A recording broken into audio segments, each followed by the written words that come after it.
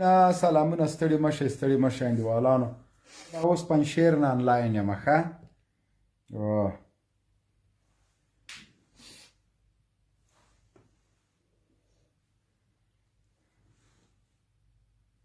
نو ستونزې به ولې نه وي مشکلات به ولې نه وي یو هیواد چې 40 کاله جګړه تیره کړي یو هیواد کې چې دربدري وي یو هیواد کې چې غلا وي کرپشن وي یو هیواد چې همیش پردو دپاره کار کړی وي هلته که لیډر وي که رهبر وي که ولسمشر وي که د فوز مشر وي که د کورنیو چارو وزارت وي هغوی ته د افغانستان له منافعو نه د غرب منافع مهمه وي نو په دغه وجه باندې مونږ وایو چې ستونزې به وي خو د ستونزو د حل دپاره څه په کار دي دا مناسبه ده چې مونږه نقطه گیری کوو همیش د نظام منفي اړخونه هغه را برسېره کوو او هغه منفي اړخ دومره نه وي چې څومره مونږ هغه ته لویوالی ورکوو فرض که نن مې یوه سیکولر او یوه ډمه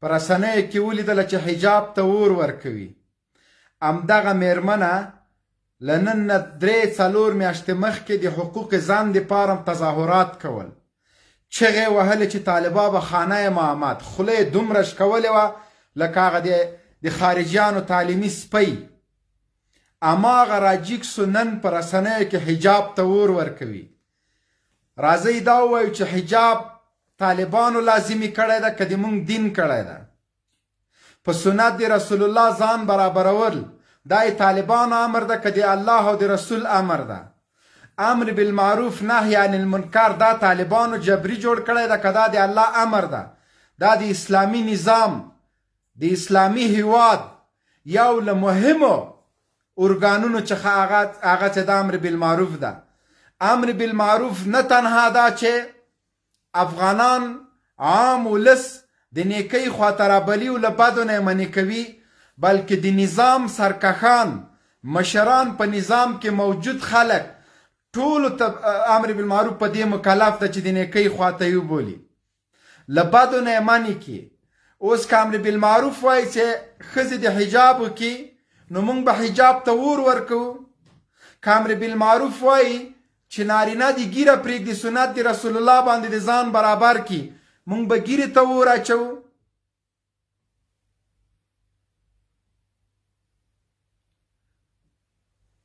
ولې همدغه سیکولران د ښځو ازادي غوښتونکي یا په اصطلاح دموکراتان له فرانسویانو نه دا پوښتنه نه کوي چې هلته په حجاب ولې پابندي ده که خلک خپلې خوښې ته پرېښودل وي بیا خو پرېږدئ که نه فرانسه کې حجاب ولې منع ده مساجد ولې بندوي مسلمانانو ته ستونزې او مشکلات ولې جوړوي ځینې خلک وایي ولا مقاومت داعش خوارج په مختلفو نومونو باندې استخباراتي لوبه د رسنیو لخوا روانه ده زه اسلام پالو مبارزینو ته توصیه کوم یا به زه مړ یم یا به ژوندی یم یا کیدای شي مبارزه ونه کم یا نور مشکلات وي شخصي ژوند ته نو مبارزه خو په دغه رقم نه کېږي لکه دا ته چې د دښمن میکراپونه او لاسپیکر ګرځېدلی ولې د دښمن د رسنیو په وړاندې مونږ کرخته یو ولې دفاعي حالت کې یو ولې لاس په کار کېږئ نه که چا د منصب دپاره مبارزه کړې وي ناکامه ده چا د ریاست دپاره کړې وي ناکامه ده چا د دې دپاره مبارزه او جهاد کړی چې زه به قدرت ته ورسېږم دا صحیح نه ده زمونږ مبارزه د اسلامي نظام دپاره کوه نو ولې د اسلامي نظام د بنسټونو د مضبوطولو دپاره مبارزه نه کوو ولې د دښمن د رسنیو په وړاندې پورته کیږو نه ولې یو په بل پسې سخې کوو ولې تخریب کوو ولې د دې حوصله نه لرو چې تر ځان پورته څوک کتلی نه شو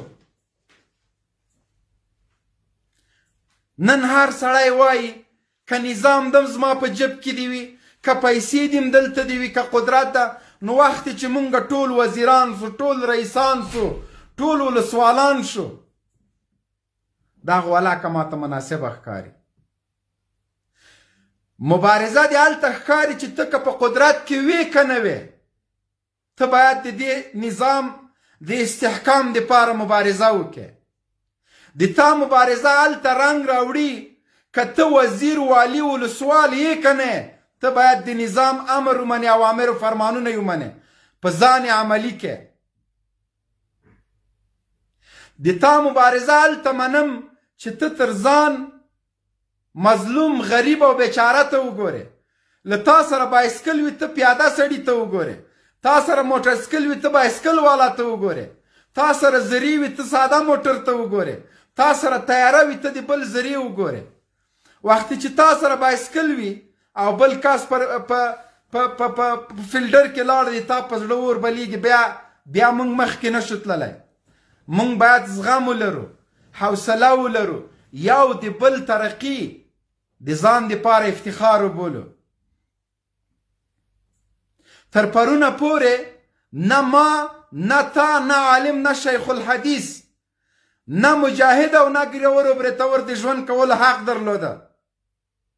تر ټولو زیات له مشکلاتو سره هغه څوک مخامخ و چې چا له دین سره تعلق درلوده، څوک چې حافظ د قرآن و، څوک چې عالم و، څوک چې شیخ الحدیث و، څوک چې مفتی و. ګیرور او بریتور، شملور او څڼور همیش د امریکا او د کفري اشغال تر هدف لاندې و. نن یوازینی شی چې الله تعالی ما او تا پې نازولی و هغه اسلامي نظام او د دې هیواد خپلواکي ده. نن په تا باندې ډرون نشته، نن در باندې چاپه نشته، نن د یو سیکولر بدماشي در باندې نشته. اسلامي نظام د هر تڼۍ اس که غاړه ګرځي.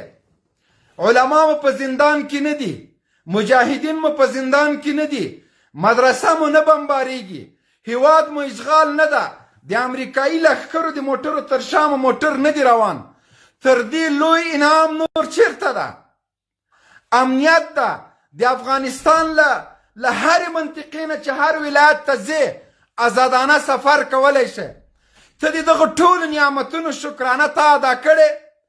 یوه ورځ افغان وروره، مجاهد وروره، په دې نظام کې کارکوونکې مسلمانه الله ته په سجده شوی چې یا الله شکر دا ستا نعمتونه دي.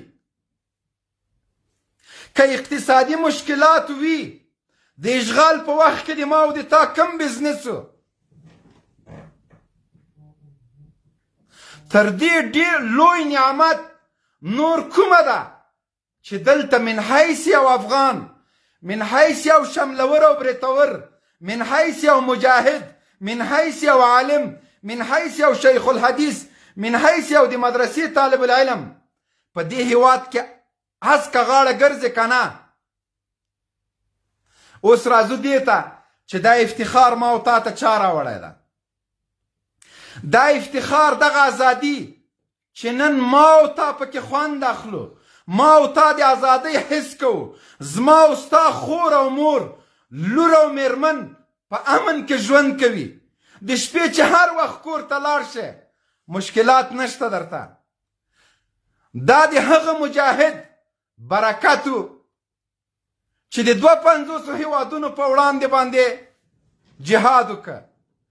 هغه وخت چې امریکان په افغانستان کې و، ناټو دلته وه، یوه نیمه مور به پیدا کېدله چې داسې زوی به یې تربیه کوه چې هغه به د اشغال خلاف و.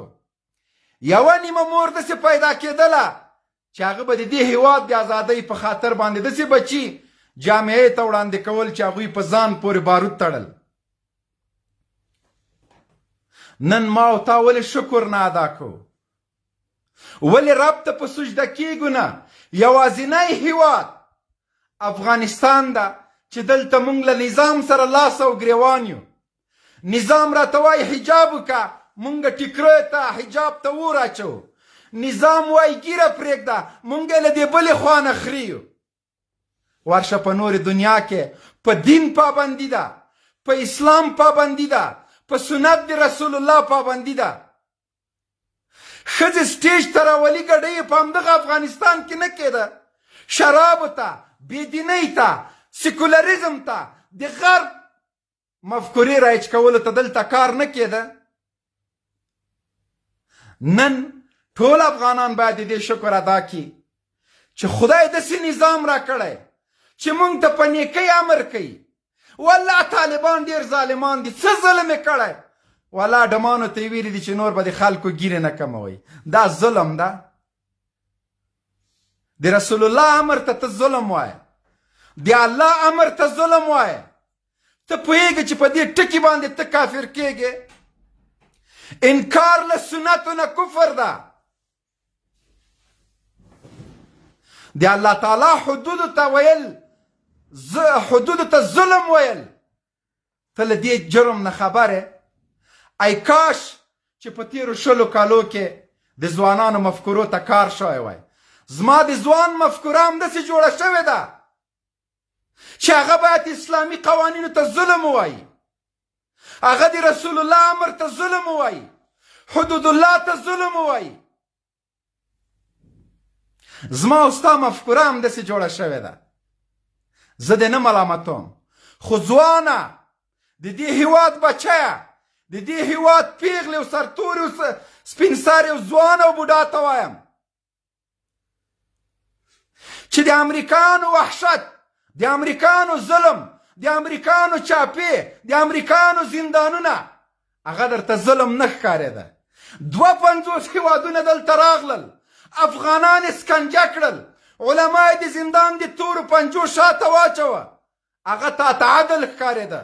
د الله د قانون په وړاندې درېدل، دا تا ته انصاف ښکاري. یو لحظې دپاره سر په ګریوان کې کاته که. قسم په خدای هغه څوک چې په افغانستان کې اوسېږي د دغه نظام شکر ادا کوي.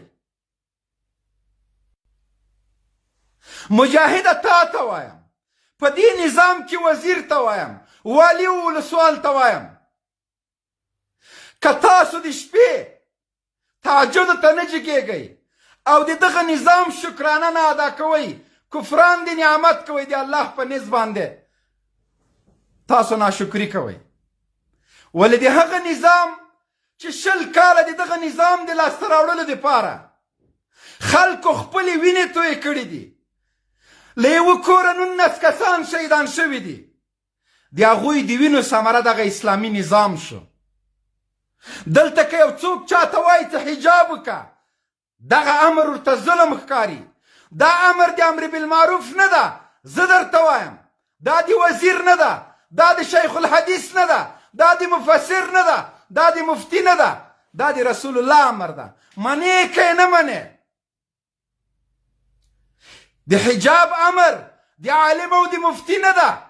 دا له خپله ځانه نه وایي، قرآن ته مراجعه وکړه، الله پاک درته امر کړی. مونږ خو بس د رام فلمونه،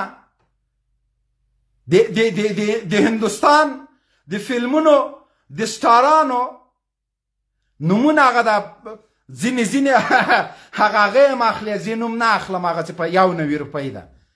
هغه هم وایي چې پلانکی خان او بستانکی خان دغه افغانانو ته د هندوستان د سټارانو فلمونو د جنکیو د مور د پلار په دغه وخت کې واده وکړه، دغه وخت کې زوی، دا ټول ورته معلوم دي. لیکن د صحابهو په اړه معلومات نه لري، د بیبیانو په اړه معلومات نه لري، د احد د غزا او د بدر د غزا په رابطه باندې هغه نه لري معلومات، د حسن او حسین د قربانیو معلومات نه لري، د علي رضی الله تعالی عنه، د عثمان او د عمر او ابوبکر په رابطه معلومات نه لري. په فقه او په دې کې خو بیخي پرېږده. د رسول الله حدیث ظلم ورته ښکاري، د قرآن امر ته ظلم وایې، ته په اسلام کې پاتې شولې. والا طالبان بسیار ظالم هستن. ولی امروز در اسپیکر صدا میکرد که به مسجد برو. فرض منز چې څوک قضا کوي، هغه انسان وای د مسلمانانو په هدیره کې مخه کوي. قصدن منځ قضا کولو نه خبره، جرم نه ګناه نه خبره. نو راځئ د دې په ځای چې سخې کوو، د نظام سپکه وایو، د اسلامي امارت د امیرالمؤمنین په فرامي باندې ملنډې وهو، سر په ګریوان کې کاته کو چې تیرو 40 کالو کې با حجابه ښځې راوستلې په سټیج ګډولې، هلته هم بیا تا چغې وهلې، اوس هم چغې وهې. نو ته څه رقم نظام تا ته د منلو ده؟ لور د په امن کې نه و، زوی د په امن کې نه و، مال د په امن کې نه و، هیواد د په امن کې نه و، نظام د په امن کې نه و. دلته سره لیوان راغلي و، امریکانو راوستي و، دوستم غوندې بچهباز موردګاو د تا مارشالو، اتانور غوندې غل د شمال امپراتورو، محقق او دغه نورو خاینانو غوندې خلک، کرزی او غني ستا مشرانو. بیا د مشارکت ملي په نامه باندې لایف در سره شیر کوي، کنه بکس لکړه مې څه سواله لایف شیر کوي. د غني کرزي غوندې خلک رولاګۍ زمونږ انا وی. اریانا سعید مو د دفاع وزارت مشاوره وه، څو ډمې له اروپا نه راوستې وې، هغه په ملي اردو کې افسرانې وې. پکول خو به منې ولې زور درکې ورور، پنشیر کې هم پنشیر کې دا اوس راسه چې دا ورمېږ دی داسې نه نه اوس عپه سوی ده کنې، خو سخت دی په چال پوهېږم. نو راځئ د نظام په خاطر باندې، د شهیدانو د وینو په خاطر باندې، زما خبرې عموم کې ټولو ته دي، ناشکري مه کوئ. له نن نه 2 کاله مخکې زه په خپله له کوره وتلی نه سوم، یا به مې زندان ځای یا به وژل کېدلم. جرم مې څه شی و؟ د مظلومانو آه جګولو، کومه مصالحانه جګړه مې نه وه کړې. زه د کاردان پوهنتون ته تللی وم، د هغه یو عکس ډېر یو مشهور رسنۍ خپور کړی ده، وایي کاردان پوهنتون ته تروریستان ځي. ما خو چرګم نه ده وژلې، ولې تروریست شولم؟ امریکایي ته مای کرسټل ته تروریست نه وایه چې دلته 10,000 حملې په یو کال کې 10,000 بمونه غورځولي.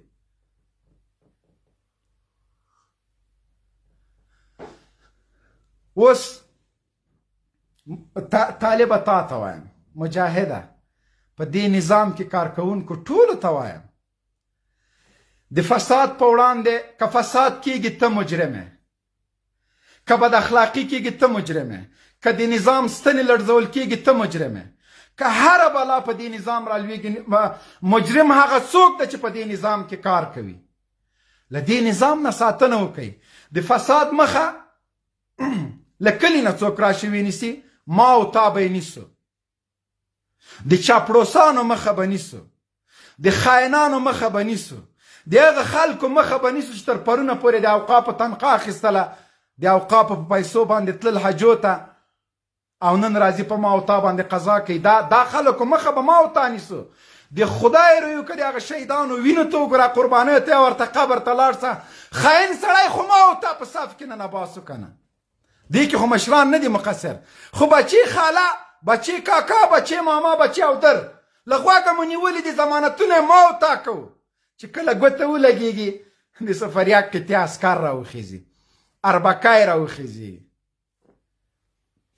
دا نظام، د دې نظام د ساتلو دپاره به ډېر حساس اوسېږئ. هر سړی باید زموږ د استخباراتو مخکښ عسکر وي. که خدای مکه دا نظام مو له لاسه لاړه، د الله په ذات درته قسم کوم چې نه به ګیرور پرېږدي او نه به د ګیرور ناموس پرېږدي. دا داسې په زړه درته پاخه دي. امریکا په قراره نه ده ناسته، اروپا او ګاونډیان په قراره نه دي ناست.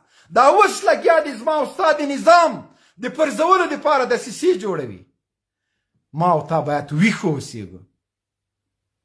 د دغه مظلومو خویندو دپاره چې 20 کاله کړاوونه تیر کړل، 20 کاله د مجاهد خدمت وکړه، 20 کاله د مجاهد په قبر وژړل،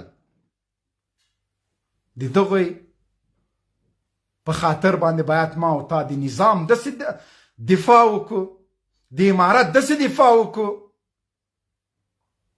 لکه دا امارت چې زما او ستا د پلار شخصي جاگیر وي، جایداد مو وي. او دم ته له امارت نه دفاع مه کوه، زه نه کوم، بل نه کوي. امارت په چا ساتې؟ د امارت دفاع په چا باندې کوي؟ له فلسطین نه خلک راولې، له برما نه راولې، له سوریې نه. خو ما او تا یو ورته هدیرې ته لاړ شه د شهیدانو په قبرونو باندې چې شخ جنډې ولاړ دي، سر دې په ګریوان کې کته که چې دې قرباني د څه شي دپاره ورکړې. خپل د ملګرو د یتیمانو د کونډو پوښتنه په وخت وکړئ. خپل د ملګري قدر وکړه، خپل د سنګر په ملګري ودرېږه، د خپل ملګري تخریب مه کوه، خپل ملګري پسې سخې مه وایه. دا نظام ده چې زما او ستا قدر ده. کنې په روز کالې پورې کابل کې څه کوي چې د کابل د بګرامۍ په ولسوالۍ کې مولاکه ما او تا چا پرېښودلو؟ ناموس گفته کنځلې علماو ته نه کوه، مدرسو ته یې لواطت خانې نه ویلې، د پنجاب او د پلانکي او د بستانکي غلامان نه راته ویلې، زندانونه یې نه و راباندې ډک کړي. نن الحمدلله حر آزاد ګرځو. دا د یو چا د قربانۍ برکت ده، دا د یو کونډې د اوښکو برکت ده. نو دا نظام د دې نظام د ستنو د مضبوطولو دپاره که هر څومره قربانۍ ته ضرورت وي باید واري کړو.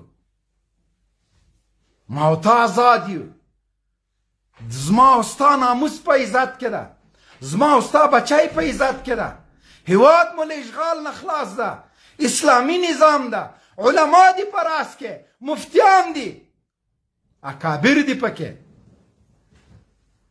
په خپلو علماو باندې باور وکړئ. مونږ بې باوره یو. خپل د عالم قدر، د ډاکټر قدر، د ډګروال قدر، د جنرال قدر، د پروفیسور قدر دا نه لرو. بل چا پسې منډې وهو. مونږ علما لرو، شیخ الحدیثان لرو، مفسرین لرو، داسې علما لرو الحمدلله چې کتابونه یې لیکلي دي، شرح یې په بخاري لیکلي دي. د هغوی لاسنیوی وکړئ، د هغوی مدرسې ډکې کړئ، خپل بچي ورته ولېږئ تر څو یې په اسلامي مفکوره باندې درته وروزي. مدرسې هر سړي دوسیه لاس کې نیولی د منډې وهي چې ما ته ریاست او ما ته مدرسې چا ته پرېږدئ؟ زه خو تدریس نسم کولی. مدرسې هم چا ته پرېښودلې؟ مفتي صاحبانو. ولې مدرسې پرېښودلې؟ مدرسو ته وخت ورکئ، ځوانانو روزئ، استقلال لرو، ازادي لرو. مدرسه کې چې استاز نه شاګرد له چا نه سبق ووایي. زه د بخاري او د ترمذي درس له چا ووایم؟ زما بچی له چا نه ووایي. کاش که زه عالم وای داسې مدرسه به مې جوړه کړې وه. باور په خدای وکړه که یوه لحظه مې رسمي وظیفه کړې وای. مدرسې آبادې کړئ، په علماو باندې آباد کړئ. علماو ته نظام باید ښه تنخواه مقرر کړي. معلم ته د مکتب معلم ته ښه تنخواه ورکړي چې ښه معلمان مکتب ته راشي، زمونږ بچیان ښه وروزي. وام اورېده. نو مونږ هر یو کې ستونزې سته، مشکلات سته، خو دا مشکلات په دې نه حل کېږي چې ته دبی پسې راخله. مدرسې آبادې کړئ، پوهنتونونه آباد کړئ، په خپلو ډاکټرانو باور وکړئ، په خپلو شرکتونو، په خپلو داخلي تولیداتو. انګور نه خوري، انار نه خوري، کیله خوري. انګور نه خوري، انار نه خوري، ام خوري، خولې ټوله ورځ زیړئ. د سړیتوب شی وخوره. ام د خوراک دستې خورې، خوله دې مې پې لړلې، ما غوندې څه لږې برید غټې هغه خو یې بیخي نسې خوړی. ګیره دې م لړلې، سترګې دې م زیړې. وروره لرې که انار. مصنوعاتو کې، داخلي تولیداتو کې چې کم شی په افغانستان کې جوړیږي هغه استعمال کوي. که غواړئ چې له احتیاج نه خلاص شئ، خپلې کارخانې، خپل صنعت او خپل تجارت ته رشد ورکئ. ام خوري، کیلې خوري، مالټې خوري، ای پستونه کې د دغه عامو خسته کوون خله تندر وهلی، خو انار وخوره. مرۍ مې کېناستله. د الله په امان سلامت.